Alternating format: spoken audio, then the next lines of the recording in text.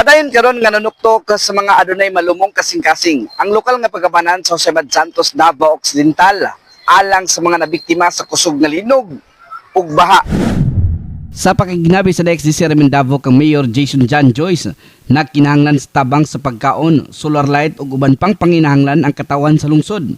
Nasairan nga adunay 7,000 ka mga balay ang naguba sa linog niadtong Hunyo 8, 2026.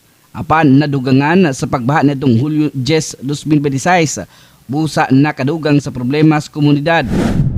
Are very open to receive donations from private donors, no, aside sa government. Kaya murag dugay-dugay pagit mahuman ang problema o nadugangan pagyud o mga biktima nato sa pagbaha. Nasiran nga nagpada ng search, rescue ug retrieval operation sa barangay Tanuman, Jose Mad Santos, Davao Occidental. Anang sa unom ka mga taong nga missing, tulo ang kumpirmadong patay, samtang usa ang nakasurvive sa naiskutang pagbaha. Asama mo sa Baritag Serbisyo Publiko, Radyo Man, Bien Nabados Tatak, Armen.